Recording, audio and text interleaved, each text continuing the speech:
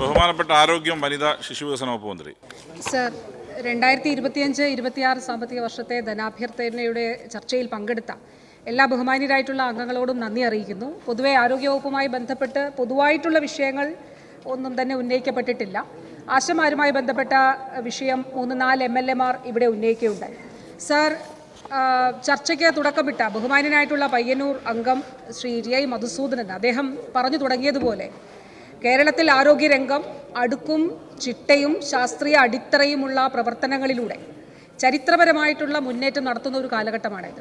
Sir, അടിസ്ഥാന സൗകര്യ വികസനത്തിൽ, ചികിത്സാ സംവിധാനങ്ങൾ ഒരുക്കുന്നതിൽ, നിയമനിർമ്മാണത്തിൽ, പൊതുജനാരോഗ്യ സംവിധാനം മെച്ചപ്പെടുത്തുന്നതിൽ, നിർമ്മിത ബുദ്ധി ഉൾപ്പെടെയുള്ള ആധുനിക സങ്കേതങ്ങൾ ചികിത്സയിൽ ഉപയോഗിക്കുന്നതിൽ ഉൾപ്പെടെ സാർ ഹിസ്റ്റോറിക്കലായിട്ടുള്ള ചരിത്രപരമായിട്ടുള്ള മുന്നേറ്റമാണ് കേരളത്തിൽ ആരോഗ്യ മേഖല നടത്തുന്നത്. സാർ, ഈ അവസരത്തിൽ ഞാൻ സംസാരിച്ചു തുടങ്ങുമ്പോൾ വളരെ പ്രധാനപ്പെട്ട ഒരു കാര്യം ഈ സഭയുടെ ശ്രദ്ധയിലേക്ക് കൊണ്ടുവരാനായിട്ട് ആഗ്രഹിക്കുകയാണ്. സാർ, ആഗോളതലത്തിൽ തന്നെ പൊതുജനാരോഗ്യ സംവിധാനത്തിന് മുന്നിൽ ഉയർന്നു നിന്നിരുന്ന ഒരു ചോദ്യമായിരുന്നു സാർ, എങ്ങനെയാണ് ആളുകളെ ക്യാൻസർ പ്രതിരോധത്തിൻ്റെ ഭാഗമായി ക്യാൻസർ സ്ക്രീനിങ്ങിലേക്ക് എത്തിക്കുന്നത്? കാരണം എല്ലാവർക്കും അറിയാം, ഏർലി ഡയഗ്നോസിസ്, വളരെ നേരത്തെ തന്നെ ക്യാൻസർ കണ്ടെത്തുന്നത് ക്യാൻസർ രോഗ ചികിത്സയിൽ വളരെ നിർണായകമാണ് എന്നുള്ളതറിയാം. അപ്പോൾ കേരളത്തെ സംബന്ധിച്ചിടത്തോളം സാർ, നമുക്ക് ഓരോ വർഷവും 65,000-ന് മുകളിൽ പുതിയ കേസസ് ഓരോ വർഷവും കേരളത്തിൽ റിപ്പോർട്ട് ചെയ്യുന്നുണ്ട്. നമ്മൾ ക്യാൻസർ ഡേറ്റ രജിസ്ട്രി ആരംഭിച്ചിരുന്നു സാർ. ഓരോ ജില്ലയിലും നമ്മൾ ക്യാൻസർ ഗ്രിഡ് ആരംഭിച്ചിരുന്നു. ഓരോ ജില്ലയിലും ക്യാൻസർ കൺട്രോൾ കമ്മിറ്റികളുടെ പ്രവർത്തനം ആരംഭിച്ചിരുന്നു. നവകേരള കർമ്മ പദ്ധതി 2ന്റെ ഭാഗമായി ആർദ്ര മിഷനിലൂടെ 10 കാര്യങ്ങൾ നമ്മൾ ലക്ഷ്യം വെച്ചതിൽ അതിൽ ഒന്ന് ജീവിതശൈലി രോഗങ്ങളുടെ നിയന്ത്രണവും മറ്റൊന്ന് ക്യാൻസർ രോഗ നിയന്ത്രണവുമായിരുന്നു സാർ. ഈ മാസം ഇവിടെ ബഹുമാനപ്പെട്ട അംഗങ്ങൾ ഈ സഭയിൽ സൂചിപ്പിക്കുകയുണ്ടായി, ബഹുമാനപ്പെട്ട കായംകുളം MLA ഉൾപ്പെടെ പറയുകയുണ്ടായി സാർ. ഫെബ്രുവരി മാസം 4-ാം തീയതി ലോക ക്യാൻസർ ദിനത്തിൽ ബഹുമാനപ്പെട്ട മുഖ്യമന്ത്രി 12 മാസം നീണ്ടു നിൽക്കുന്ന അതിബൃഹത്തായിട്ടുള്ള ഒരു ജനകീയ ക്യാമ്പയിന് സംസ്ഥാനത്ത് തുടക്കമിട്ടു സാർ. ഈ 12 മാസത്തിൽ ആദ്യത്തെ 1 മാസം സ്ത്രീകൾക്ക് വേണ്ടി സമർപ്പിച്ചിരുന്നു സാർ. കാരണം നമുക്ക് വിദ്യാഭ്യാസത്തിൽ വളരെ മുന്നിൽ നിൽക്കുന്നവരാണ്, ആരോഗ്യ സാക്ഷരതയിൽ മുന്നിൽ നിൽക്കുന്നവരാണ്. പക്ഷേ ക്യാൻസർ കണ്ടുപിടിക്കുമ്പോൾ പലപ്പോഴും കേരളത്തിൽ 3-ാമത്തെയും 4-ാമത്തെയും ഫേസ് എത്തപ്പെടുമായിരുന്നു സാർ. ക്യാൻസർ മൂലമുള്ള മരണം കുറയ്ക്കുക എന്ന വലിയ ലക്ഷ്യത്തോടെ ആരംഭിച്ച ഈ ജനകീയ ക്യാമ്പയിൻ ആദ്യത്തെ 1 മാസം പിന്നിടുമ്പോൾ സാർ, കേരളത്തിലെ സ്ത്രീ സമൂഹത്തോട് ഞാൻ നന്ദി പറയുന്നു സാർ. 12,97,000 വനിതകൾ ക്യാൻസർ സ്ക്രീനിങ്ങിന് വിധേയമായി എന്നുള്ളത് ലോക ആരോഗ്യ ചരിത്രത്തിൽ തന്നെ സാർ ഒരു റെക്കോർഡാണ് എന്നുള്ളത് പ്രത്യേകം പറയാനായിട്ട് ആഗ്രഹിക്കുന്നു സാർ. 103 പുതിയ കേസസ് ആണ് ഇതുവരെ കണ്ടുപിടിച്ചിട്ടുള്ളത്. നമ്മൾ കഴിഞ്ഞ ദിവസം ഈ ഒരു ക്യാമ്പയിൻ അവസാനിച്ചു എന്ന് പറയാൻ കഴിയില്ല. കാരണം സാർ, അടുത്ത 11 മാസം പുരുഷന്മാർക്കും അതോടൊപ്പം ട്രാൻസ് കമ്മ്യൂണിറ്റിയിലുള്ളവർക്കും എല്ലാം തന്നെ ഈ സ്ക്രീനിങ്ങിന് അവർ വിധേയമാകണം എന്നുള്ളതാണ് സാർ അഭ്യർത്ഥിക്കുന്നത്. അപ്പോൾ 103 കേസസ് പുതുതായിട്ട് കണ്ടുപിടിച്ചു എന്ന് പറയുമ്പോൾ അവരിൽ പലരും വളരെ പ്രിലിമിനറി സ്റ്റേജിലാണ് സാർ. മാത്രമല്ല, ഒരു പക്ഷേ ക്യാമ്പയിൻ ഇല്ലായിരുന്നുവെങ്കിൽ അവർ ക്യാൻസർ രോഗമുണ്ട് എന്ന് പോലും കണ്ടുപിടിക്കാതെ നമുക്കിടയിൽ ജീവിക്കുമായിരുന്നു സാർ. അതുകൊണ്ട് ഈ അവസരത്തിൽ ഈ നിയമസഭയുടെ മുൻപാകെ ആരോഗ്യമാനന്ദം അകറ്റാം അർബുദം എന്നുള്ള ഈ ജനകീയ ക്യാമ്പയിന് മിക്കവാറും എല്ലാ MLA-മാരും അതിന് നേതൃത്വം വഹിക്കുന്നുണ്ട്. 140 നിയോജക മണ്ഡലങ്ങളിലും ഇനി വരുന്ന ദിവസങ്ങളിലും ഈ ക്യാമ്പയിന് നേതൃത്വം വഹിക്കണം എന്നുള്ളത് അഭ്യർത്ഥിക്കുകയാണ് സാർ. അടിസ്ഥാന സൗകര്യ വികസനത്തിലേക്ക് വരുമ്പോൾ ഇവിടെ ബഹുമാനപ്പെട്ട അംഗങ്ങൾ പറയുകയുണ്ടായി സാർ, UDF-ന്റെ കാലത്ത് മൊത്തം പദ്ധതി വിഹിതത്തിൽ ആരോഗ്യ മേഖലയ്ക്ക് വേണ്ടി മാറ്റിവെച്ചിരുന്നത് ഏതാണ്ട് 3.5% സാർ പ്ലാൻ ഫണ്ട്. ഇത്തവണ നമ്മൾ 2025-26 എത്തി നിൽക്കുമ്പോൾ അത് ആരോഗ്യ മേഖലയ്ക്ക് 7% ആ പ്ലാൻ ഫണ്ട് വർദ്ധിച്ചു എന്നുള്ളത് സാർ എടുത്തു പറയേണ്ടതായിട്ടുള്ള കാര്യമാണ്. നാം കാണേണ്ടത് കേന്ദ്ര സർക്കാർ ആരോഗ്യ മേഖലയ്ക്ക് വേണ്ടിയിട്ടുള്ള അവരുടെ ടോട്ടൽ ഔട്ട്ലേയുടെ വിഹിതം ആരോഗ്യ മേഖലയുടേത് 1.6% ആണ് സാർ. അതുപോലെ അന്ന് ഇപ്പോൾ 2015-16 കാലയളവിൽ UDF-ന്റെ അവസാന കാലഘട്ടത്തിൽ 1,100 പരം കോടി രൂപയാണ് സാർ ആരോഗ്യ മേഖലയ്ക്ക് വേണ്ടി മാറ്റിവെച്ചിരുന്നത്. പക്ഷേ നാം കാണേണ്ടത് സാർ, ഇവിടെ 2,915 കോടിയും അതോടൊപ്പം തന്നെ കിഫ്ബിയിലൂടെ ഏതാണ്ട് 7,000 കോടി രൂപ സാർ DHS-ന്റെ കീഴിലും DME-യുടെ കീഴിലുമുള്ള വിവിധ ആശുപത്രികളുടെ അടിസ്ഥാന സൗകര്യ വികസനത്തിന് 7,000 കോടി രൂപയാണ് സാർ അതിനു വേണ്ടിയിട്ട് അനുവദിച്ച് നിർമ്മാണ പ്രവർത്തനം നടത്തുന്നത് സാർ. ഇവിടെ ഭരണപക്ഷ പ്രതിപക്ഷ വ്യത്യാസമില്ലാതെയാണ് ഇപ്പോൾ തൊട്ടടുത്ത് തന്നെ 22 ആശുപത്രികൾക്ക് കിഫ്ബിയിലൂടെ നമ്മൾ നിർമ്മാണം പൂർത്തിയാക്കി കഴിഞ്ഞു. അപ്പുറത്തുള്ള ബഹുമാനപ്പെട്ട കുണ്ടറ MLA-യുടെയും ബഹുമാനായിട്ടുള്ള കരുനാഗപ്പള്ളി MLA-യുടെ ഒക്കെ മണ്ഡലത്തിലൊക്കെ തന്നെ കിഫ്ബി വഴിയുള്ള നിർമ്മാണ പ്രവർത്തനങ്ങൾ പൂർത്തീകരിച്ച് അതിൻ്റെ ഫൈനൽ ഘട്ടത്തിലേക്ക് എത്തി നിൽക്കുകയാണ് സാർ. 22 ആശുപത്രികൾ അങ്ങനെ റെഡിയായി കഴിഞ്ഞിട്ടുണ്ട് സാർ. സാർ, ഈ അടിസ്ഥാന സൗകര്യ വികസനം നമ്മൾ 885 ആരോഗ്യ കേന്ദ്രങ്ങളാണ് സാർ. ആർദ്രത്തിൻ്റെ ഭാഗമായി 885 ആരോഗ്യ കേന്ദ്രങ്ങളെ കുടുംബാരോഗ്യ കേന്ദ്രങ്ങളാക്കി പരിവർത്തനപ്പെടുത്തുന്നതിന് തിരഞ്ഞെടുക്കുകയും അതിൽ സാർ 771 ആരോഗ്യ കേന്ദ്രങ്ങൾ കുടുംബാരോഗ്യ കേന്ദ്രങ്ങളായിട്ട് നമ്മൾ പരിവർത്തനപ്പെടുത്തി കഴിഞ്ഞു സാർ. അതുപോലെ ബ്ലോക്ക് തലത്തിലുള്ള ആരോഗ്യ കേന്ദ്രങ്ങൾ, ബ്ലോക്ക് തല കുടുംബാരോഗ്യ കേന്ദ്രങ്ങൾ, ജില്ലാതല ആശുപത്രികൾ, താലൂക്ക് ആശുപത്രികൾ, OP ട്രാൻസ്ഫോർമേഷൻ, പുതിയ കെട്ടിടങ്ങൾ, ഇതെല്ലാം സാധ്യമാക്കിയാണ് സാർ മുന്നോട്ട് പോകുന്നത്. സാർ, ചികിത്സാ രംഗത്തെ മുന്നേറ്റത്തെക്കുറിച്ച് പ്രത്യേകമായിട്ട് എടുത്തു പറയാനായിട്ട് ആഗ്രഹിക്കുന്നു. ബഹുമാന്യനായിട്ടുള്ള ശ്രീ തിരുവഞ്ചൂർ രാധാകൃഷ്ണൻ അദ്ദേഹം ഇവിടെ പറയുകയുണ്ടായി, കോട്ടയം മെഡിക്കൽ കോളേജിൽ പഞ്ഞിയും സൂചിയും പുറത്തുനിന്ന് വാങ്ങിപ്പിക്കുന്ന രീതി ഉണ്ട് എന്നുള്ളത്. സാർ, ഞാനൊരു കണക്കൊന്ന് വായിക്കട്ടെ. കേന്ദ്ര സർക്കാർ രാജ്യത്ത് ഏറ്റവും കൂടുതൽ സൗജന്യ ചികിത്സ നൽകുന്ന ആരോഗ്യ സ്ഥാപനത്തിന്, ഹോസ്പിറ്റലിനുള്ള പുരസ്കാരം നൽകിയത് സാർ കോട്ടയം മെഡിക്കൽ കോളേജിനാണ്. ഇവിടെ എല്ലാ MLA-മാരും പറഞ്ഞു കഴിഞ്ഞു, രാജ്യത്ത് ഏറ്റവും കൂടുതൽ സൗജന്യ ചികിത്സ നൽകുന്ന സംസ്ഥാനം കേരളമാണ് സാർ. 1600 കോടി രൂപയാണ് സാർ കോട്ടയം മെഡിക്കൽ കോളേജിൽ മാത്രം ഈ സർക്കാരിൻ്റെ കാലഘട്ടത്തിൽ ചെലവഴിച്ചിട്ടുള്ള കാസ്പിലെ തുക മാത്രം ഞാനൊന്ന് പറയാനായിട്ട് ആഗ്രഹിക്കുന്നു സാർ. 2021-22 61.6 കോടി, 22-23 64 കോടി, 23-24 140 കോടി, 24-25 129 കോടി സാർ. സാർ, കേരളത്തിൽ ഏറ്റവും കൂടുതൽ സൗജന്യ ചികിത്സ നൽകുന്ന ആരോഗ്യ കേന്ദ്രങ്ങളിൽ, മെഡിക്കൽ കോളേജുകളിൽ ഒന്നാണ് sir Kottayam medical college. Kozhikode medical കോളേജും മികച്ച നിലയിൽ ഏറ്റവും കൂടുതൽ സൗജന്യ ചികിത്സ നൽകുന്ന ആശുപത്രിയാണ് സർ. സർ, ചികിത്സാ രംഗത്ത് SAT നമ്മുടെ രാജ്യത്തെ 10 ആരോഗ്യ കേന്ദ്രങ്ങൾ, ആശുപത്രികൾ അപൂർവ രോഗങ്ങളുടെ ചികിത്സാ കേന്ദ്രം, മികവിൻ്റെ കേന്ദ്രമായി കേന്ദ്ര സർക്കാർ തിരഞ്ഞെടുത്തു സാർ. ആ 10 ചികിത്സാ കേന്ദ്രങ്ങളിൽ ഒന്ന് തിരുവനന്തപുരത്തെ SAT ആണ് എന്നുള്ളത് നമുക്ക് അഭിമാനിക്കാവുന്ന കാര്യമാണ് സാർ. സാർ, രാജ്യത്ത് തന്നെ ആദ്യമായി കെയർ എന്നൊരു പദ്ധതി, കുഞ്ഞുങ്ങൾ, അപൂർവ രോഗങ്ങളുള്ള കുഞ്ഞുങ്ങൾക്ക് സൗജന്യ ചികിത്സ നൽകുന്നതിനു വേണ്ടി ഒരു പദ്ധതി കേരളം ആരംഭിച്ചു. കഴിഞ്ഞ 2024 ലോക അപൂർവ രോഗദിനത്തിലാണ് ബഹുമാനപ്പെട്ട മുഖ്യമന്ത്രി ഇത് ഉദ്ഘാടനം ചെയ്തത്. സാർ, നാം കാണേണ്ടത് മറ്റ് സംസ്ഥാനങ്ങൾക്കൊന്നും സ്പൈനൽ മസ്കുലർ അട്രോഫിയുമായിട്ട് ബന്ധപ്പെട്ടൊരു പോളിസി ഇല്ലാതെ ഇരിക്കുമ്പോൾ 12 വയസ്സ് വരെയുള്ള കുഞ്ഞുങ്ങൾക്ക് SMA ബാധിച്ചവർക്ക് കേരളം സൗജന്യമായിട്ട് മരുന്ന് നൽകുന്നുണ്ട് സാർ. ലക്ഷക്കണക്കിനാണ്, ഒരു വയലിന് ലക്ഷക്കണക്കിന് രൂപയാണ് സാർ ആകുന്നത്.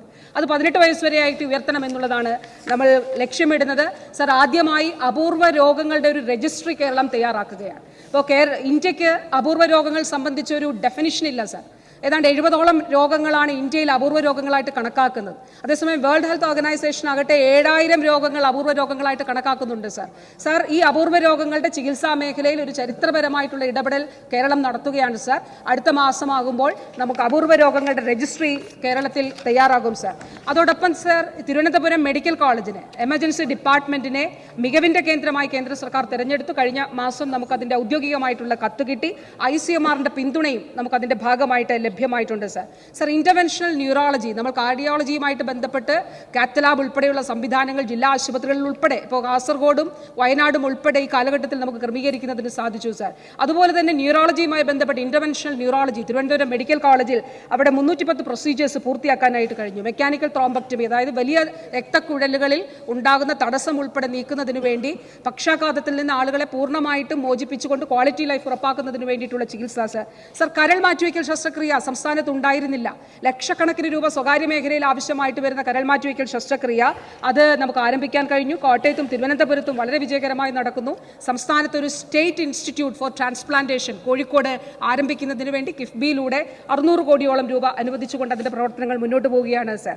സാർ, അതോടൊപ്പം തന്നെ ക്രിട്ടിക്കൽ കെയർ ഡിപ്പാർട്ട്മെന്റ്, നമുക്കറിയാം ഒരു മെഡിക്കൽ കോളേജിലേക്ക് ഒരു രോഗിയെ എത്തിക്കുമ്പോൾ അത്യാസന്ന നിലയിലായിരിക്കും, അല്ലെങ്കിൽ വളരെ ഗൗരവതരമായിട്ടുള്ള രോഗാവസ്ഥയിലായിരിക്കും. ക്രിട്ടിക്കൽ കെയർ വളരെ പ്രധാനപ്പെട്ടതാണ് സാർ. സംസ്ഥാനത്ത് നമുക്ക് ആദ്യമായിട്ടൊരു ക്രിട്ടിക്കൽ കെയർ ഡിപ്പാർട്ട്മെന്റ് ആരംഭിക്കാൻ കഴിഞ്ഞു.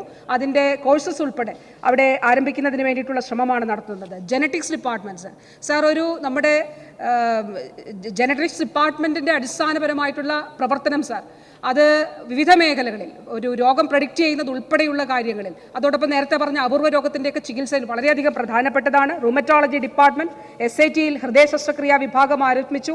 ഫീറ്റൽ മെഡിസിൻ നമുക്ക് പ്രവർത്തനം ആരംഭിക്കുന്നതിന് കഴിഞ്ഞു സാർ. സാർ, ബഹുമാനപ്പെട്ട MLA ഇവിടെ ശ്രീ VK പ്രശാന്ത് MLA സൂചിപ്പിക്കുകയുണ്ടായി ഡയാലിസിസിന്റെ കാര്യം. സാർ, എല്ലാ താലൂക്ക് ആശുപത്രികളിലും ഡയാലിസിസ് സൗകര്യം ഈ വർഷം നമുക്ക് സാധ്യമാക്കാനായിട്ട് കഴിയും. എല്ലാ മെഡിക്കൽ കോളേജുകളിലും ജീറിയാട്രിക് വാർഡ് ഓപ്പൺ ചെയ്തിട്ടുണ്ട്. എല്ലാ താലൂക്ക് ആശുപത്രികളിലും ദന്തൽ ക്ലിനിക്കുകൾ അത് പ്രഖ്യാപിച്ച് അത് സാക്ഷാത്കരിക്കുകയാണ്. മിക്ക ആശുപത്രികളിലും സാധ്യമായി കഴിഞ്ഞു. സാർ, അതോടൊപ്പം തന്നെ എല്ലാ ജില്ലാ ആശുപത്രികളിലും 360 ഡിഗ്രി മെറ്റബോളിക് ക്ലിനിക്കുകൾ. എറണാകുളം ജനറൽ ആശുപത്രി സാർ, രാജ്യത്ത് ആരോഗ്യ മേഖലയിൽ ആദ്യമായി വൃക്ക മാറ്റിവെക്കൽ ശസ്ത്രക്രിയ സാധ്യമാക്കിയ ജനറൽ ആശുപത്രിയാണ് എറണാകുളം ജനറൽ ആശുപത്രി സാർ. അതോടൊപ്പം അവിടെ ഓപ്പൺ ഹാർട്ട് സർജറി അവിടെ 2 വർഷം മുൻപ് നടക്കുകയുണ്ടായി. ഹാർട്ട് ട്രാൻസ്പ്ലാന്റേഷനുള്ള ലൈസൻസ് അവിടെ നേടിക്കഴിഞ്ഞു സാർ. വൈകാതെ തന്നെ ഒരു 3-4 മാസത്തിനകം അവിടെ ഹാർട്ട് ട്രാൻസ്പ്ലാന്റേഷൻ നടത്താൻ കഴിയുന്ന രീതിയിലേക്ക് അവിടെ പ്രവർത്തനങ്ങൾ ക്രമീകരിച്ചിട്ടുണ്ട് സാർ. അതുപോലെ ഞാൻ തിരുവനന്തപുരം, കോട്ടയം, എറണാകുളം, കോഴിക്കോട് മാത്രമല്ല സാർ പറയുന്നത്. ഇപ്പം ഗോത്രവർഗ വിഭാഗത്തിൽപ്പെട്ട സഹോദരങ്ങൾ താമസിക്കുന്ന നമ്മുടെ വയനാട് മെഡിക്കൽ കോളേജിൽ അവിടെ സിക്കിൾ സെൽ അനീമിയുള്ള രോഗികൾ ധാരാളമുണ്ട് സാർ. അവിടെ ഇടുപ്പ് ശസ്ത്രക്രിയ ഉൾപ്പെടെ അവിടെ നമുക്ക് നടത്താനായിട്ട് കഴിഞ്ഞു. കോട്ടയത്തെ ട്രൈബൽ ഹോസ്പിറ്റലിൽ ബ്രസ്റ്റ് ക്യാൻസറിന്റെ സർജറി നടത്താനായിട്ട് നമുക്ക് കഴിഞ്ഞു സാർ. സാർ, വേൾഡ് സ്ട്രോക്ക് ഓർഗനൈസേഷനുമായിട്ട് ബന്ധപ്പെട്ടുകൊണ്ട് കേരളത്തിലെ 5 ആശുപത്രികൾ, അതിൽ ICMR-ഉം ശ്രീചിത്രയും കൂടി ചേർന്നുകൊണ്ട് 5 ജില്ലാ ആശുപത്രികൾക്ക് സ്ട്രോക്ക് യൂണിറ്റ് സർട്ടിഫിക്കേഷൻ ലഭ്യമാകുകയാണ് സാർ. സാർ, അതുപോലെ തന്നെ കോട്ടയം മെഡിക്കൽ കോളേജിൽ ലങ് ട്രാൻസ്പ്ലാന്റിന് സജ്ജമായി കഴിഞ്ഞു. അതുപോലെ ഫാറ്റി ലിവർ ക്ലിനിക്കുകൾ നമ്മുടെ ജില്ലാതല ആശുപത്രികൾ ഇതുവരെ ഉണ്ടായിരുന്നില്ല സാർ. ഫാറ്റി ലിവർ ക്ലിനിക്കുകൾ നമുക്കറിയാം ജീവിതശൈലി രോഗങ്ങളുടെയൊക്കെ ഭാഗമായി, അങ്ങനെ തന്നെ ആകണമെന്ന് നിർബന്ധമില്ല, എന്നാൽ കൂടുതലായി. അപ്പോൾ അങ്ങനെ ഫാറ്റി ലിവർ ക്ലിനിക്കുകൾ നമ്മൾ ജില്ലാ ആശുപത്രികളിൽ സജ്ജമാക്കുകയാണ് സാർ. എല്ലാ ജില്ലകളിലും മെഡിക്കൽ കോളേജുകളിലോ അല്ലെങ്കിൽ ജില്ലാ ആശുപത്രിയിലോ ബേൺസ് യൂണിറ്റ് സാർ ക്രമീകരിച്ചിട്ടുണ്ട്. പീഡിയാട്രിക് ഹാർട്ട് സർജറി ആരംഭിച്ചു സാർ. അതുപോലെ ഡയഗ്നോസിസ് രംഗത്ത് വളരെ നിർണായകമായിട്ടുള്ളൊരു ഇടപെടലാണ് sir. Hub and spoke model ഇവിടെ പറഞ്ഞു, നിർണയ, ഞാൻ അതിൻ്റെ വിശദാംശങ്ങളിലേക്ക് പോകുന്നില്ല സാർ. വളരെ പ്രധാനപ്പെട്ട ഒരു കാര്യം സാർ, കേരളത്തിൽ സ്വകാര്യ മേഖലയിലും സർക്കാർ മേഖലയിലും ആദ്യമായി ഒരു സ്കിൻ ബാങ്ക് നമുക്ക് ആരംഭിക്കാനായിട്ട് കഴിഞ്ഞു സാർ. തിരുവനന്തപുരത്താണ് ആരംഭിച്ചത്. അതോടൊപ്പം തന്നെ അത് കോട്ടയത്തും ഉടനെ തന്നെ ആരംഭിക്കാനായിട്ട് പോവുകയാണ്. ബോൺ ബാങ്ക് ആരംഭിക്കുന്നതിന് വേണ്ടിയിട്ടുള്ള ക്രമീകരണങ്ങൾ ചെയ്തു വരുന്നു സാർ. ഓൺലൈൻ OP ബുക്കിംഗ്, അതോടൊപ്പം ഓൺലൈൻ പേയ്മെന്റ് സർക്കാർ ആശുപത്രികളിൽ നമുക്ക് സാധ്യമായിരുന്നില്ല സാർ, അത് സാധ്യമാകുന്നു. Health hub sir. സാർ, കേരളത്തിലെ ആരോഗ്യ മികവിന്റെ അടിസ്ഥാനത്തിൽ ആളുകൾ ഇവിടേക്ക് വന്ന് ചികിത്സിക്കുന്നതിന് വേണ്ടിയിട്ടുള്ള ഹെൽത്ത് ഹബ്ബ് ഇവിടെ സാധ്യമാക്കുന്നു സാർ. ആയുഷിൽ സാർ ആദ്യമായി രാജ്യത്ത് 250 സ്ഥാപനങ്ങൾ NABH അക്രഡിറ്റഡ് ആയി സാർ. എല്ലാ പഞ്ചായത്തുകളിലും ഹോമിയോ ഡിസ്പെൻസറി എന്നുള്ള സർക്കാരിന്റെ നയം അത് സാക്ഷാത്കരിക്കുന്നതിന് നമുക്ക് കഴിഞ്ഞിട്ടുണ്ട് സാർ. മുസ്കാൻ സർട്ടിഫിക്കേഷൻ 3 മെഡിക്കൽ കോളേജുകളിൽ സാർ നമുക്ക് സാധ്യമായിട്ടുണ്ട് സാർ. സാർ, ഞാൻ വളരെ കുറച്ച് സമയം എടുക്കുന്നുള്ളൂ സാർ. ക്യാൻസർ ട്രീറ്റ്മെന്റുമായി ബന്ധപ്പെട്ട് അത് പറഞ്ഞു പോകണം എന്നുള്ളത് കൊണ്ടാണ് സാർ. സാർ, നമ്മൾ ചികിത്സ വികേന്ദ്രീകരിക്കുക മാത്രമല്ല ചെയ്തത്. അതായത് റീജിയണൽ ക്യാൻസർ സെന്റേഴ്സിൽ അല്ലെ ചുരുക്കം ചില മെഡിക്കൽ കോളേജുകളിൽ ഉള്ള ക്യാൻസർ ചികിത്സ അത് എല്ലാ 25 ജില്ലാ ആശുപത്രികളിലേക്ക് വ്യാപിപ്പിക്കുന്നതിന് നമുക്ക് കഴിഞ്ഞു സാർ. കോടിക്കണക്കിന് രൂപയാണ്. RCCയിൽ ഏതാണ്ട് 300 കോടിയിലധികം രൂപ, MCCയിൽ 529 കോടി രൂപ, CCRCയിൽ എക്യുപ്മെന്റ്സ് ഉൾപ്പെടെ 450 കോടി രൂപയുടെ നിർമ്മാണ പ്രവർത്തനങ്ങളാണ് നടത്തുന്നത് സാർ. സാർ, ഇതിൽ ചിലത് മാത്രം ഞാനൊന്ന് പറഞ്ഞുകൊള്ളട്ടെ സാർ. RCCക്ക് ഈ അടുത്ത കാലത്ത് രാജ്യാന്തര അംഗീകാരം ലഭിച്ചിരുന്നു സാർ. സർവീസ് സ്കാൻ എന്നുള്ളൊരു മെഷീൻ അവർ ഡെവലപ്പ് ചെയ്തു. സീഡാക്കുമായിട്ട് ബന്ധപ്പെട്ടുകൊണ്ടും ഒരു സ്വീഡിഷ് യൂണിവേഴ്സിറ്റിയുമായിട്ട് അവരുമായിട്ട് കൂടി സഹകരിച്ചുകൊണ്ട് സാർ, ഉപ്സാല എന്ന യൂണിവേഴ്സിറ്റിയുമായിട്ട് സഹകരിച്ചുകൊണ്ട് ഒരു സർവീസ് സ്കാൻ അവർ ഡെവലപ്പ് ചെയ്തു സാർ. അത് ഐക്യരാഷ്ട്രസഭയുടെ United Nations award for inter agency task for non communicable diseases അതിന് വേണ്ടിയിട്ടുള്ള രാജ്യാന്തര പുരസ്കാരം ഐക്യരാഷ്ട്രസഭയുടേത് സാർ. അതിൻ്റെ പേറ്റന്റ് RCCക്കും ഉണ്ട്, അവർക്ക് ആ നിലയിൽ ലഭിക്കുകയുണ്ടായി സാർ. അതോടൊപ്പം സാർ, പ്രോസ്ട്രേറ്റ് ക്യാൻസറുമായിട്ട് ബന്ധപ്പെട്ട് സാർ ഇന്ത്യയിൽ ഒരിടത്തുമില്ല, സർക്കാർ മേഖലയിൽ ഒരിടത്തും ഇന്ത്യയിൽ ഇല്ലാത്ത real time ultrasound guided prostate brachy therapy sir ഇവിടെ ആരംഭിക്കാൻ കഴിഞ്ഞു സാർ. സാർ, നാളെ മുതൽ RCCയിൽ ഒരു കാര്യം ആരംഭിക്കുകയാണ്. ഇപ്പം ബ്രസ്റ്റ് ക്യാൻസർ ഒക്കെ ഉണ്ടെങ്കിൽ സാർ അവിടെ നമ്മൾ ആ സ്പോട്ട് ടാറ്റു ചെയ്യും, അവിടെ മാർക്ക് ചെയ്യും സാർ. അത് പിന്നീട് ആ വ്യക്തിക്കോ ഏത് ക്യാൻസർ ആണെങ്കിലും എന്നിട്ട് അത് ട്രീറ്റ്മെന്റിന് വേണ്ടിയിട്ടാണ് സാർ.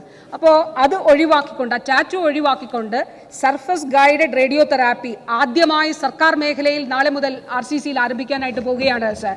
സാർ, MCCയുമായി ബഹുമാനപ്പെട്ട ചെയറിന്റെ മണ്ഡലം കൂടിയാണ് തലശ്ശേരി. MCCയുമായി ബന്ധപ്പെട്ട് സാർ ഒക്യുലർ ഓങ്കോളജി അവിടെ ഈ ഘട്ടത്തിൽ നമുക്ക് ആരംഭിക്കാൻ കഴിഞ്ഞു സാർ. കാർട്ടി സെൽ തെറാപ്പി വിദേശ രാജ്യങ്ങളിൽ കോടിക്കണക്കിന് രൂപ വരുന്ന ചികിത്സ ആണ് സാർ. ഇവിടെ നമുക്ക് കാർട്ടി സെൽ തെറാപ്പി MCCയിൽ ആരംഭിക്കാൻ നമുക്ക് കഴിഞ്ഞു സാർ. റെറ്റിനോബ്ലാസ്റ്റോമ സാർ, കണ്ണിൽ വരുന്ന ട്യൂമറിന് അത് കണ്ണെടുത്ത് കളയാതെ തന്നെ അവിടെ ട്രീറ്റ് ചെയ്യുന്നതിന് വേണ്ടിയിട്ടുള്ള സംവിധാനം 4 ആശുപത്രികളിൽ മാത്രമേ ഇന്ത്യയിലുള്ളൂ സാർ. അത് MCC കാലഘട്ടത്തിൽ ഡെവലപ്പ് ചെയ്യാൻ നമുക്ക് കഴിഞ്ഞു സാർ. സാർ അതുപോലെ ട്രിപ്പിൾ നെഗറ്റീവ് ബ്രസ്റ്റ് ക്യാൻസർ അതിൻ്റെ വാക്സിൻ MCC ഡെവലപ്പ് ചെയ്യുന്നതിന് വേണ്ടിയിട്ടുള്ള പ്രവർത്തനം ആരംഭിച്ചു. ബഹുമാനപ്പെട്ട മുഖ്യമന്ത്രിയുടെ ക്യൂബ സന്ദർശനവുമായിട്ട് ബന്ധപ്പെട്ട് സാർ ഇക്കാര്യവും അവിടെ നമ്മൾ ഒരു സബ് കമ്മിറ്റി രൂപീകരിച്ചു. ക്യൂബയുടെ കൂടി അവിടുത്തെ ഇൻസ്റ്റിറ്റ്യൂട്ടിൻ്റെ കൂടി സഹകരണത്തോടു കൂടിയാണ് സാർ ട്രിപ്പിൾ നെഗറ്റീവ് ബ്രസ്റ്റ് ക്യാൻസറിൻ്റെ വാക്സിൻ MCC ഡെവലപ്പ് ചെയ്യാനായിട്ട് പോകുന്നത് സാർ. സാർ അതോടൊപ്പം മെഡിക്കൽ എഡ്യൂക്കേഷനിൽ 2 പുതിയ മെഡിക്കൽ കോളേജുകൾ നഴ്സിംഗ് സീറ്റുകൾ നമ്മൾ ഇരട്ടിയാക്കി. ആദ്യമായി കേരളത്തിൽ ഫെലോഷിപ്പ് പ്രോഗ്രാം മെഡിക്കൽ വിദ്യാഭ്യാസ രംഗത്ത് ആരംഭിക്കാൻ കഴിഞ്ഞു സാർ. കൂടുതൽ ഓപ്പർച്യൂണിറ്റീസ് അവസരങ്ങൾ നമ്മുടെ സംസ്ഥാനത്ത് തന്നെ ഈ കാലഘട്ടത്തിൽ കൊണ്ടുവരുന്നതിന് സാധിച്ചു. ദേശീയ റാങ്കിങ്ങിൽ ആദ്യമായിട്ട് കേരളത്തിലെ സർക്കാർ മെഡിക്കൽ കോളേജുകളും ഡെന്റൽ കോളേജുകളും ഉൾപ്പെട്ട വർഷം കൂടിയാണ് സാർ, കാലഘട്ടം കൂടിയാണ് ഇത് സാർ. സാർ പൊതുജനാരോഗ്യ സംവിധാനം മെച്ചപ്പെടുത്തുന്നതിന് വേണ്ടി പൊതുജനാരോഗ്യ നിയമം ഏകാരോഗ്യ വൺ ഹെൽത്തിൽ അധിഷ്ഠിതമായിട്ട് അത് ചെയ്യാനായിട്ട് നമുക്ക് സാധിച്ചു. AMR സാർ വളരെ പ്രധാനപ്പെട്ടതാണ് sir. AMR anti microbial resistance sir നമ്മൾ നേരിടുന്ന ഒരു വലിയ വിപത്താണ്. ലോകാരോഗ്യ സംഘടന പറഞ്ഞു 2050 ആകുമ്പോഴേക്കും ഇത് ഏറ്റവും കൂടുതൽ ആളുകൾ മരിക്കുന്നത് AMR മൂലമായിരിക്കും. ഒരു സൈലന്റ് പാൻഡമിക് എന്നുള്ളതാണ് ലോകാരോഗ്യ സംഘടന വിശേഷിപ്പിക്കുന്നത് സാർ.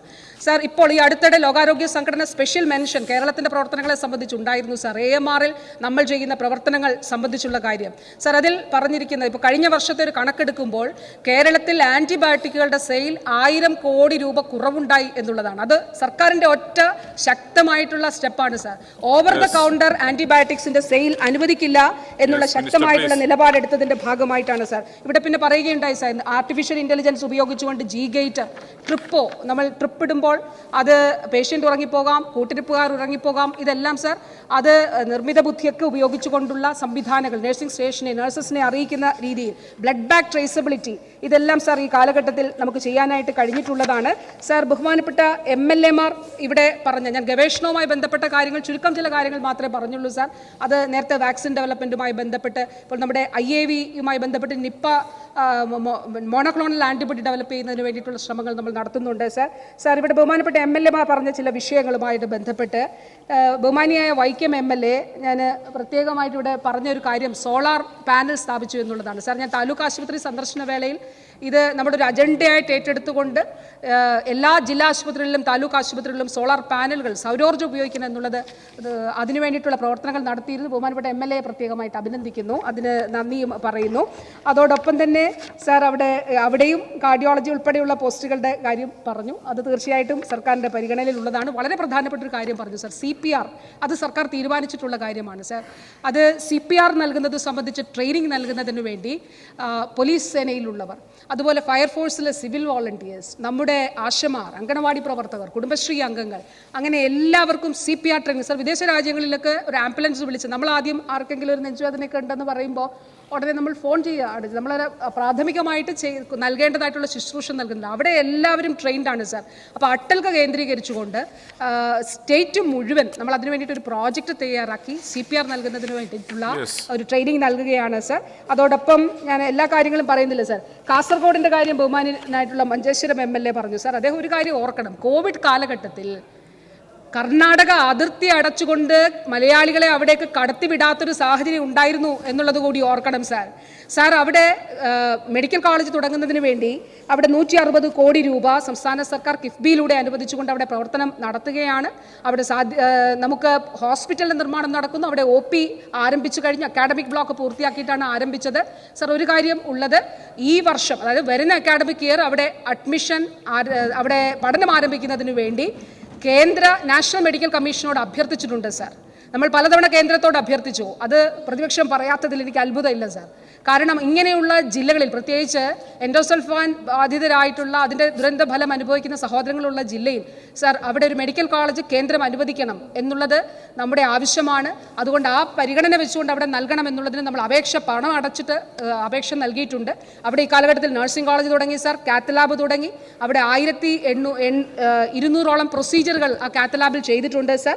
അതിൻ്റെ മറ്റ് വിശദാംശങ്ങളിലേക്ക് ഞാൻ പോകുന്നില്ല സാർ. അതോടൊപ്പം ഇവിടെ ബഹുമാനപ്പെട്ട MLA പറഞ്ഞ വിഷയത്തിൽ പോലീസ് സർജന്റെ കാര്യം കാഞ്ഞിരപ്പള്ളിയിൽ പറഞ്ഞു സാർ. അവിടെ നമുക്ക് ജില്ലാ ആശുപത്രികളിലാണ് ഉള്ളത്, എല്ലായിടത്തുമില്ല. 18 ഫോറൻസിക് സർജൻസേ ഉള്ളൂ. ജനകീയ ആരോഗ്യ കേന്ദ്രങ്ങളുടെ കാര്യം ബഹുമാനപ്പെട്ട കായംകുളം MLA പറഞ്ഞു. നമുക്കിപ്പോൾ MLSP, JPHN, JHI അങ്ങനെ 3 പോസ്റ്റുകൾ അവിടെയുണ്ട്. പൊതുജനാരോഗ്യ പ്രവർത്തനത്തിന്റെ ഭാഗമായി അവിടെ മറ്റ് പ്രവർത്തനങ്ങളും ആളുകളെ കൊണ്ടുവന്ന് ചെയ്യിപ്പിക്കാവുന്നതാണ്. സർ, ബഹുമാനിയായിട്ടുള്ള വടകര MLA അവിടെ ഇപ്പോൾ 83 കോടി രൂപയുടെ പുതിയ ബിൽഡിംഗ് അവിടെ പണിയുകയാണ്.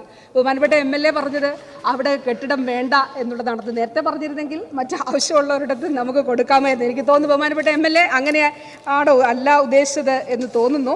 ഏതായാലും സ്കൂൾ ആരോഗ്യ പദ്ധതിയെക്കുറിച്ച് പറഞ്ഞു. അത് ഫൈനൽ ബഹുമാനപ്പെട്ട വിദ്യാഭ്യാസ മന്ത്രിയും ആരോഗ്യ വകുപ്പും കൂടി ഞങ്ങൾ രണ്ടുപേരും കൂടി സംസാരിച്ചുകൊണ്ട് അത് ഫൈനൽ ഡ്രാഫ്റ്റ് ആക്കിയിട്ടുണ്ട്. സ്കൂൾ ആരോഗ്യ പദ്ധതി, അതായത് കുട്ടിയുടെ ബാല്യം മുതൽ നമ്മൾ 1000 ദിവസം പ്രോജക്റ്റ്, കുഞ്ഞമ്മയുടെ ഉദരത്തിൽ ഉരുവാകുന്നത് മുതൽ നമുക്ക് പ്രോജക്റ്റ് ഉണ്ട്. അപ്പോൾ സ്കൂളിൽ എത്തിക്കഴിഞ്ഞുള്ള സ്കൂൾ ആരോഗ്യ പ്രോജക്റ്റ് കൂടി അത് ഇപ്പോൾ ഉത്തരവായിട്ട് ഇറങ്ങും സർ. ഡയാലിസിസിൻ്റെ കാര്യം ഞാൻ പറയുകയുണ്ടായി സർ. ബഹുമാനപ്പെട്ട doctor KM Muneer, MK Muneer, ബഹുമാനായിട്ടുള്ള MLA, അദ്ദേഹം താമരശ്ശേരിയുടെ കാര്യം ഇവിടെ പറയുകയുണ്ടായി സർ. സർ, ഞാൻ ഒരു ഉദ്ഘാടനമോ ഒരു സ്വീകരണമോ ഒരു പൂ പോലും തരരുത് എന്ന് അങ്ങോട്ട് പറഞ്ഞുകൊണ്ട് കേരളത്തിലെ മുഴുവൻ താലൂക്ക് ആശുപത്രികളിലും ജില്ലാ ആശുപത്രികളും ജനറൽ ആശുപത്രികളും സന്ദർശിച്ചിട്ടുള്ള വ്യക്തിയാണ് സാർ. എല്ലാ താലൂക്ക് ആശുപത്രി താമരശ്ശേരിയിലും പോകുമ്പോഴും ബഹുമാനപ്പെട്ട MLA അദ്ദേഹം അവിടെ ഉണ്ടായിരുന്നു. അദ്ദേഹം പറഞ്ഞ ഈ പ്രോജക്റ്റ് 2018-19 ട്രാൻചയിൽ ഉൾപ്പെടുന്നതാണ്. അതിൽ സമയത്തിന് അവിടെ പണി പൂർത്തിയാക്കാത്തത് കൊണ്ടാണ് അതിൻ്റെ 2ാം ഫേസ് അവർക്ക് തരാൻ കഴിയാതെ പോയതെന്നുള്ളതാണ് അവർ അറിയിച്ചിട്ടുള്ളത്. സാർ, അവിടെ ഔപചാരികമായിട്ടുള്ള ഒരു ആശുപത്രിയും ഒരു സംവിധാനങ്ങളും ഉദ്ഘാടനത്തിന് വേണ്ടി കാത്തിരിക്കരുതെന്ന് പറഞ്ഞിട്ടുണ്ട്. അതുകൊണ്ട് താമരശ്ശേരിയിലും അദ്ദേഹം പറഞ്ഞ നിർമ്മാണം പൂർത്തീകരിച്ച് അവിടെ ഫംഗ്ഷനാലിറ്റി ഉറപ്പുവരുത്തിയിട്ടുണ്ട് സാർ. അവിടെ ഫംഗ്ഷൻ ചെയ്യുന്നുണ്ട്. ഉദ്ഘാടനം കോഴിക്കോട് ജില്ലയിൽ പോകുമ്പോൾ നടത്താം എന്നുള്ളത് പറഞ്ഞിട്ടുണ്ട് സാർ. അതോടൊപ്പം ഈ ചാലക്കുടി MLA 2 കാര്യങ്ങൾ കൂടി സാർ. ബഹുമാനപ്പെട്ട ചാലക്കുടി MLA പറഞ്ഞൊരു കാര്യം, ആരോഗ്യവകുപ്പിന് നിഷേധാത്മകമായിട്ടുള്ള നിലപാടാണെന്ന് പറഞ്ഞു സാർ. ഈ നിഷേധാത്മകമായ അദ്ദേഹം പറഞ്ഞ ഇൻവേർട്ടഡ് കോമയിൽ നിഷേധാത്മക നിലപാടുള്ള കാലത്താണ് ആ പഴയ ചാലക്കുടി ആശുപത്രി പുതിയ ചാലക്കുടി ആശുപത്രി ആയത് സാർ. അവിടെ ട്രോമ കെയർ സംവിധാനം ഒരുക്കിയത് ഈ കാലഘട്ടത്തിലാണ് സാർ. സാർ, അവിടെ ബേൺസ് യൂണിറ്റ് ഒരുക്കിയത് ഈ കാലഘട്ടത്തിലാണ് സാർ. സാർ, മലക്കപ്പാറയിൽ ഉൾപ്പെടെ ഗോത്രവർഗ വിഭാഗത്തിൽപ്പെട്ട ആളുകൾ താമസിക്കുന്ന ഇടത്ത് അവിടെ സൗകര്യങ്ങൾ ഒരുക്കുന്നത് തീരുമാനിച്ചത് ഈ കാലഘട്ടത്തിലാണ് സാർ. തൃശ്ശൂർ മെഡിക്കൽ കോളേജിനെ കുറിച്ച് ബഹുമാനപ്പെട്ട MLA പറഞ്ഞതുകൊണ്ട് ഞാൻ പറയുന്നില്ല. 10 ലക്ഷം സ്ക്വയർ ഫീറ്റിൽ അവിടെ പുതിയ അടിസ്ഥാന സൗകര്യ വികസനം ഒരുങ്ങുകയാണ് സാർ. മലപ്പുറം MLA പറഞ്ഞു അദ്ദേഹത്തിൻ്റെ ആശുപത്രിയിലൊന്നും ഡോക്ടേഴ്സ് ഇല്ലാന്ന് സാർ. എൻ്റെ ലിസ്റ്റ് ഞാൻ എടുത്തിട്ടുണ്ട്. അതിൽ തൃപ്പനാച്ചി FHC അവിടെ ഡോക്ടർമാർ 3 പേർ, പൂക്കോട്ടൂർ 6 പേർ അവിടെയുണ്ട്, ആനക്കയ 3 പേർ, മൊറയൂർ 3, കോഡൂർ 3 സാർ. 3 സാങ്ഷൻഡ് FHCയിൽ. അത് അവിടെ ഉണ്ട് എന്നുള്ളതാണ്. അപ്പോൾ അത് ഞാൻ അത് ലിസ്റ്റാണ് സാർ എടുത്തിട്ടുള്ളത്. സാർ, ഒരു കാര്യം കൂടി പറയട്ടെ സാർ. ഒരു കാര്യം കൂടി പറയട്ടെ സാർ. സാർ, കഴിഞ്ഞ ദിവസം സാർ ഈ ചില ആശമാർ ഇവിടെ നടത്തുന്ന സമരവുമായിട്ട് ബന്ധപ്പെട്ട് സാർ വളരെ കൃത്യവും വ്യക്തവുമായിട്ട് ഞാൻ സഭയിൽ പറഞ്ഞതാണ്. അതുകൊണ്ട് ഞാൻ ഈ സമയം എടുക്കുന്നില്ല സാർ. അതിൽ എനിക്ക് ഒരു കാര്യം മാത്രമേ പറയാനുള്ളൂ. അതിൽ ഇടതുപക്ഷ സർക്കാരിന് കൃത്യമായിട്ടുള്ള നിലപാടുണ്ട്. ഇന്ന് കേന്ദ്ര ആരോഗ്യമന്ത്രി ലോക്സഭയിൽ പാർലമെന്റിൽ പറഞ്ഞതായിട്ട് കാണുന്നത് വേതനം വർദ്ധിപ്പിക്കും എന്നുള്ളതാണ്. കേരളത്തിന്റെ ആവശ്യവും അതായിരുന്നു. ഞാൻ നേരത്തെ പോയി അദ്ദേഹത്തെ കണ്ടുകൊണ്ട് ഇക്കാര്യം ആവശ്യപ്പെട്ടിട്ടുണ്ട്. കാരണം ഈ സ്കീം, ആശാ സ്കീം തുടങ്ങിയപ്പോൾ തന്നെ ഇത് ആ ഇൻസെൻറ്റീവാണ് നൽകുന്നത് സാർ.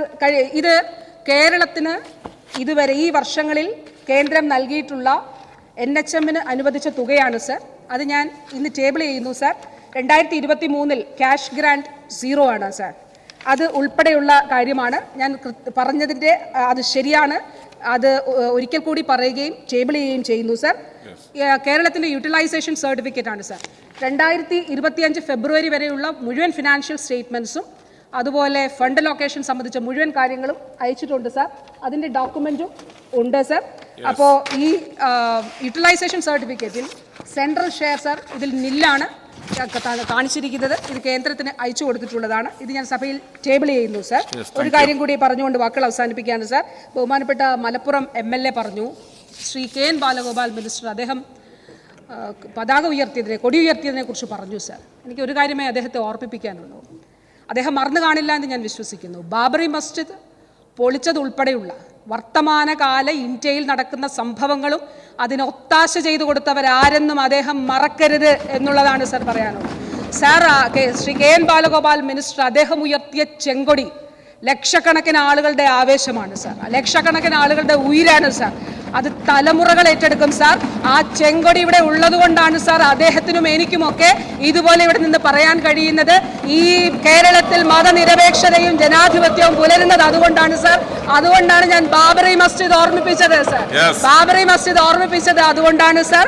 അതുപോലെ ഇലക്ട്രൽ ബോണ്ട് കൊടുത്തുകൊണ്ട് ഇപ്പുറത്ത് വന്ന് ചിഹ്നത്തിൽ മത്സരിക്കുന്ന നിലപാടൊന്നും നമുക്കില്ല സാർ. അതുകൊണ്ട് അത് അദ്ദേഹം പ്രത്യേകമായിട്ട് ഓർക്കണം എന്നുള്ളത് ഞാൻ ഇവിടെ പറയാനായിട്ട് ആഗ്രഹിക്കുന്നു. ഈ ധനാഭ്യർത്ഥന പാസ്സാക്കി തരണമെന്നും അഭ്യർത്ഥിക്കുന്നു സാർ.